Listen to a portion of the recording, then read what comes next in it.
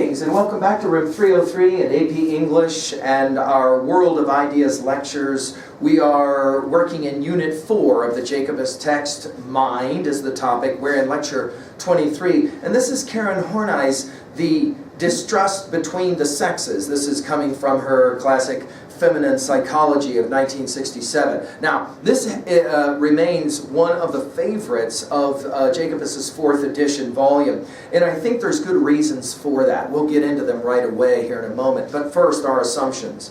The first is that you've been following our stuff at learnstrong.net. If you haven't, you can hit the AP folder, the World of Ideas folder, and you can mess around with lectures 1 through 22. I'm going to be referencing some of that information, so it makes sense that you've been with me for that. Our second set of assumptions have to do with our learning theory, the desire to connect new information to old information in meaningful ways. I desire to do that through our reading. We call it active reading or annotation, where we answer 3 questions. What does the text say? Level 1, what does the text mean? Level 2, how can I relate to this text in some way? Level 3. At level 1, we're doing paragraph summary of the paragraphs that are specific to this essay. At level 2, we'll ask at 2A, themes, messages, in our big 5. What does this text say about epistemology, what we can know, ontology, who we are, psychology, the individual mind, sociology, the group of minds, and then finally theodicy, the question of evil or pain and suffering in the world and what's the point of it. And then of course at 2B we're interested in the rhetoric that is involved. We'll get to that in a moment with Karen Horney.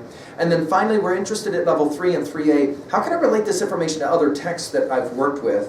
You'll notice that there's not very many female authors to this point represented in the Jacobus text. There's a number of reasons for that. Tilly Olson in her classic Silences comments that it has a lot to do with not the fact that women were not artists and were not writing, but rather men ran the publishing houses and they didn't allow women to publish.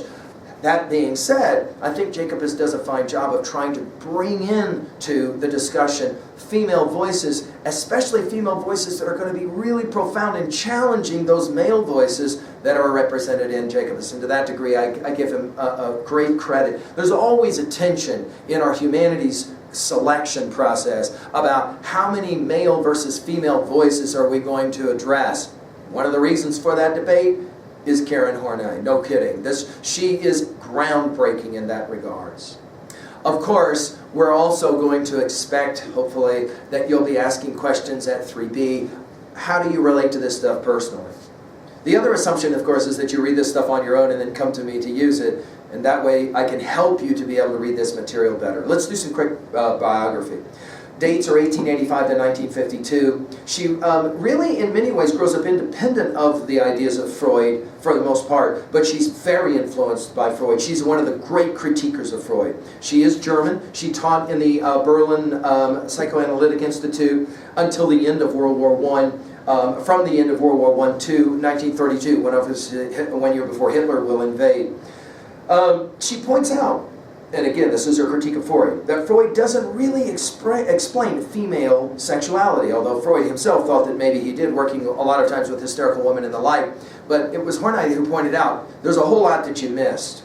For example, in this selection, first published in German, by the way, in 1931, she will make some observations about, yeah, you know, you missed some stuff. For example, Freud said that little girls grow up with what he called penis envy. That is to say, oh, little girls want to be little boys. And she pointed out, you know, a whole lot of that's just determined by cultural factors that really, we got to point out, are probably not just naturally predetermined within biology. By 1932, she'll immigrate to America. She founds the American Institute for Psychoanalysis in 1941. Also, the American Journal of Psychoanalysis she publishes. She writes several important books. I'm just reading now with you on page 337 of Jacobus. The Neurotic Personality of Our Time in 37, New Ways in Psychoanalysis in 39, Self-Analysis in 1942. Her output is prodigious. Her influence is very prodigious. I'm just going to let Jacobus help us out here on page 338. Look at this one. Her studies, Horney he's talking about. Horney's studies constantly brought her back to the question of interpersonal relations. We're going to hear more about that when we study Howard Gardner in our next essay on multiple intelligences. She saw neurotic patterns developed in childhood as the main cause of many failed relationships. The selection here focuses on particularly the relationship that individuals establish with their mother or their father. Her insistence that childhood patterns affect adult behavior is consonant with Freudianism, as we talked about in our last essay. However, her interpretations of those patterns are somewhat different. Like Carl Jung, we have an essay on him as well, and Conversations at Learn Strong about that. She looks toward anthropological studies of tribal behavior for help in interpreting the behavior of modern people. To continue, Horney claims that the distrust between the sexes cannot be explained away as existing only in individuals, but is a widespread phenomenon that arises out of psychological forces present in men and women. She discusses a number of cultural practices in primitive peoples in an effort to suggest that even without modern cultural trappings, the two sexes suffer anxieties in their relationships. She also looks at the individual in a family setting, showing that normal expectations of child-parent relations can sometimes be frustrated with seriously harmful results. To finish, she examines the nature of culture, reminding us that early societies were often matriarchal, that is, centered not on men, patriarchal, and their activities, but on women. Her views about matriarchy and the mystery of a woman is connected to her biological creative nature, and quite suggestive in psychological terms. The envy, as she sees it, on the part of men who compensate for their inability to create life by spending their energies creating, quote-unquote, state, religion, art, science, from paragraph 14. In other words, she made the argument that men, if women have penis envy, which she said I don't believe in, she said, I think men have womb envy. That is to say, women can create, they can give birth, right? So for example, we've always said two people hooked up and exchanged fluids to produce you. It was your mama that did most of the hard work. It wasn't your father who for a few moments took care of whatever it was that he took care of. And then it was the mother who did the rest of the action. For Horney, that's an important phenomenon, right? And maybe men are a little unsettled by the fact that their contribution to the cause is not that much, right? Some of you smiling for multiple reasons, not that much. Horney speaks directly, of course, about sexual matters and about what she sees as male anxieties. She holds that there are distinct areas of conflict between men and women and that they are psychological in origin. Well, that's so much of this is going to be like, yeah, it gets dark at night, hello, obvious, but that's because we're reading now in a different time. When she publishes this stuff in the middle part of the 20th century, it's a big dog deal. Nobody's really addressing these issues. Let's talk really quickly now the rhetorical techniques before we do a level 1 read of this essay, right? Well, it is an expository essay. Obviously, Jacobus points this out for us. It is an expository essay, and in large way, it's a review of older society. So in other words, we're going to go back to the historical precedent as we were talking about it rhetorically in our Jefferson's Declaration of Independence. And we're going to be paying attention to what that means in terms of historicity. I'm with you on page 339, just to finish the last paragraph on rhetoric. This selection originally was delivered as a lecture to the German Women's Medical Association in November of 1930. Most of the audience was female. Consequently, the nature of the imagery, the frankness of the discourse, the cultural focus concerned issues that would have a distinct impact on women. This is important, I think, when you pick this up to read it, that originally it was a lecture. On reading this essay, it becomes clear that Horney is speaking with a particular directness that she might have modified for a mixed audience. Her method of writing, and analytical, as she says several times. She is searching for causes within the culture as well as within the individual.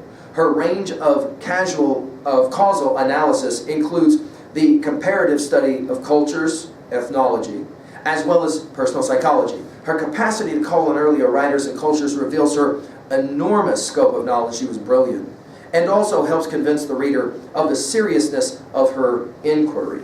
Okay, let's just turn now to the essay itself. I wish I could read this one, as I say about all these, but I really do. I wish I could read this one in detail and just annotate with you line by line. Unfortunately, I don't have the time to do it, so let's go to work with it. Let's work, first of all, paragraphs 1 through 3. She begins, in relations between men and women, as between children and parents, we prefer to assume that love is predominant and that hostility and other disturbances are accidental and unavoidable. Yet, the regularity of tension between the sexes suggests common denominators. Paragraphs 4 through 8. Much of the suspiciousness between women and men is understandable and even justifiable, considering the intensity of the emotions involved.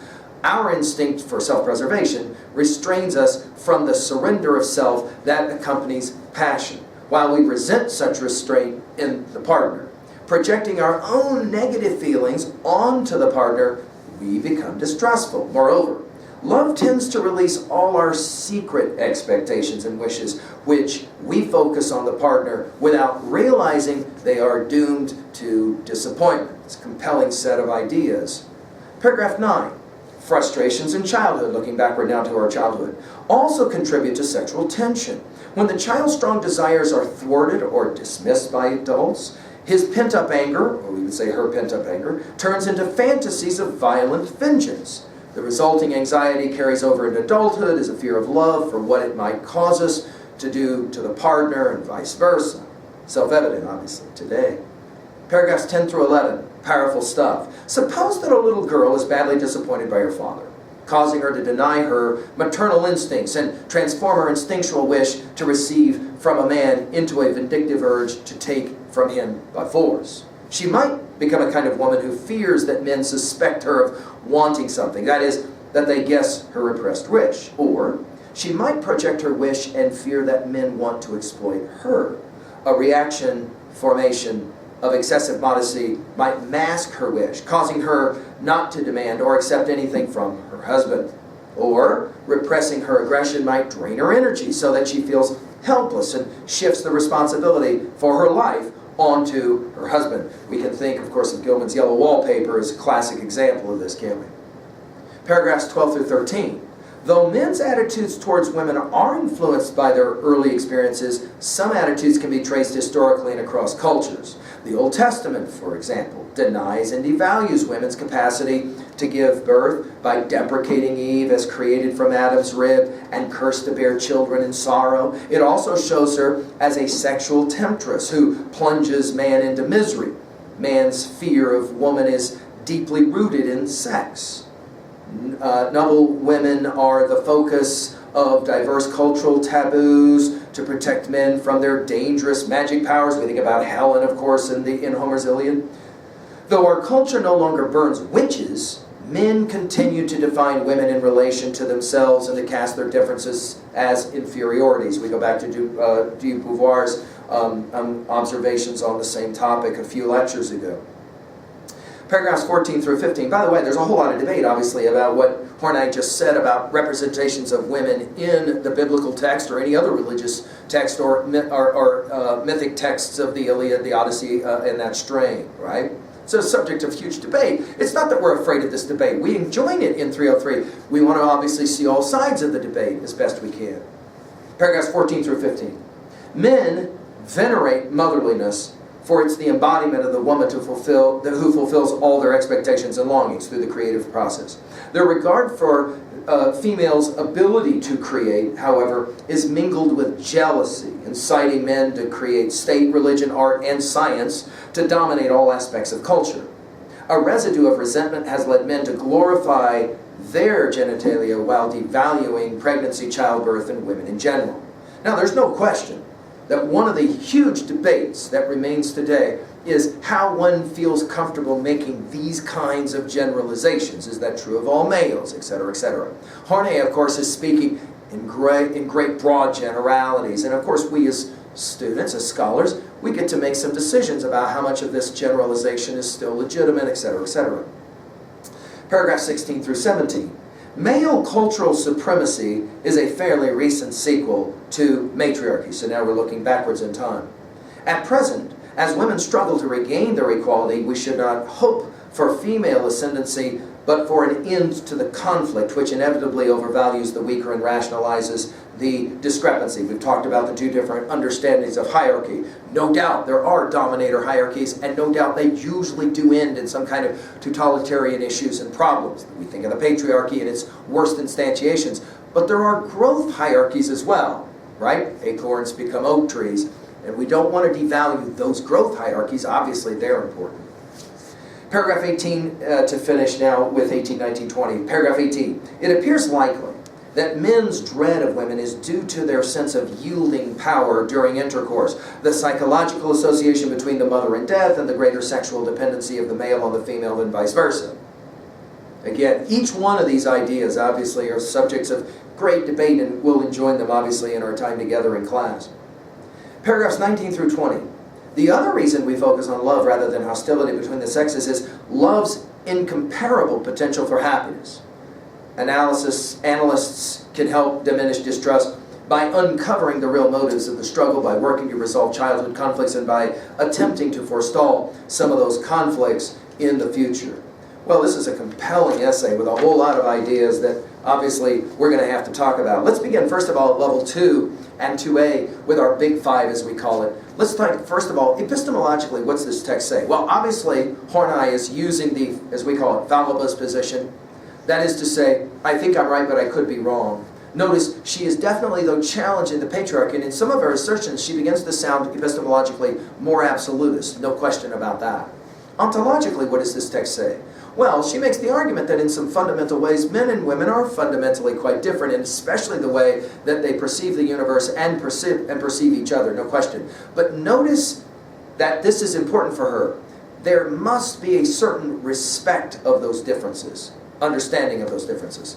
Psychologically, well, it's self-evident. She is going to make the argument that female psychology is somehow very much its own entity and needs to be respected as such. And men need to respect that and not seek to dominate it or devalue it.